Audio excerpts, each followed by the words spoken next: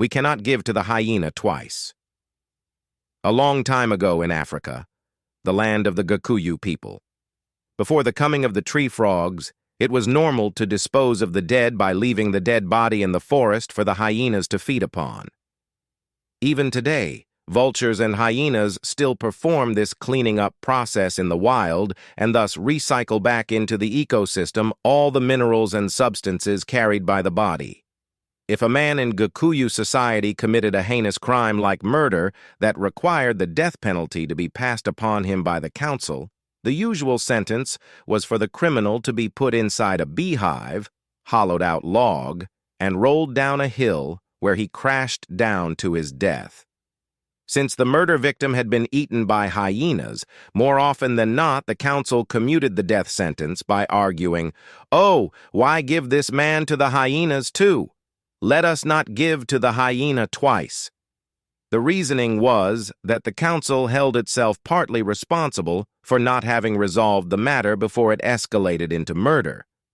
The council feared that the community's collective guilt would not be atoned by merely committing another man to the hyenas. The man was allowed to go into exile, leaving the community to heal from the tragedy. "We cannot give to the hyena twice" is invoked even today to warn of a possible repeat of a tragedy. For instance, a good statement to prominently display at the entrance of a genocide memorial would be, "We should not give to the hyena twice," thus reminding all and posterity of the possible danger of a second genocide. Here in Kenya, and particularly in Kikuyu land, this statement is poignant and invoked to remind us all that the events that led to the painful upheaval of 2,880, the 1952 to 58 period, where thousands of mainly Gikuyu peoples were herded into detention camps, some as far as Lamu Island and Hola, should never be repeated.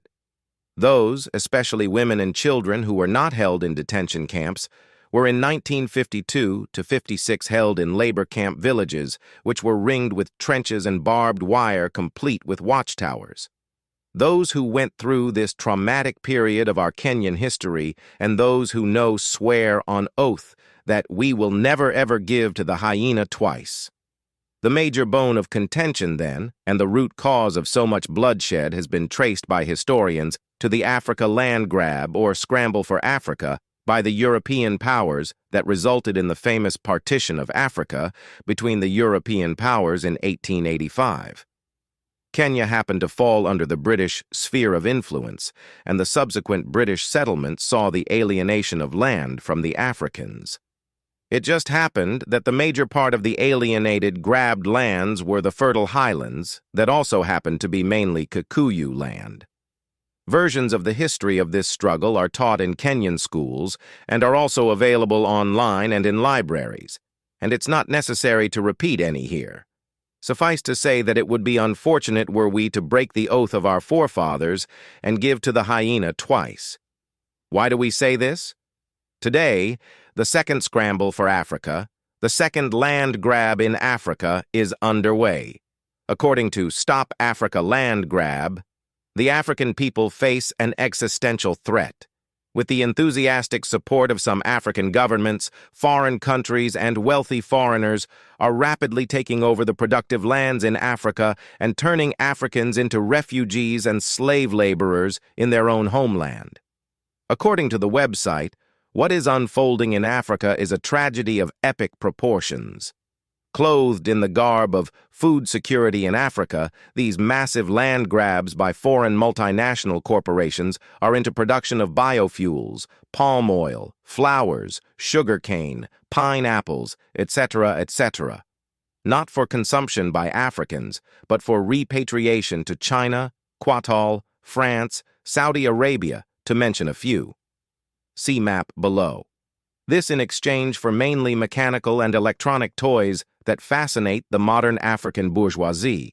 The scale of the land deals has prompted some to comment, "It is a mad scramble for Africa farmland right now," and again, just as in 1885, the argument is that the land is unoccupied and underdeveloped. Are we going to give to the hyena twice? Writing about Twiga Farm in Kiambu, central Kenya, as a case study of a Kenyan land grab, Lara von Rinsum, a freelance journalist, concluded, in global neoliberal framework that demands pro-corporation, pro-profit development led by investments, they, Twiga Farm, are only one example of the massive land grabs and evictions taking place in Kenya and in Africa. The collusion of local, national, and international money is more and more regalizing the disowning of people of their lands in the name of economic growth, development, and investment. It is a powerful partnership to stand up against. So very powerful, as is clearly evident in the unfolding tragic drama in the Rift Valley and northern Kenya. It is a mad scramble even by locals to monetize every little piece of ground as the pestilential fever spreads. DW reports that it is now certain that land grabbing in Africa is fueling conflict. In Ethiopia, it is reported that hundreds and thousands of farmers and settled communities have been uprooted, with many of them ending up homeless wretches in rural towns, villages, and urban centers. In the Omo Valley, home to some of the most ancient and rich African heritage, the displacement of thousands of these indigenous peoples has greatly elevated the potential for violent clashes. In Sierra Leone, resistance to corporate land grabbing by palm oil companies has led to violent clashes between government forces and protesters. Is the rise of violent conflict and loss of life inevitable? Already too many lives have been lost, and many more destroyed by this Africa land grab 2.0, so is the rise of Mau Mau Reloaded inevitable? Are we not already giving to the hyena twice?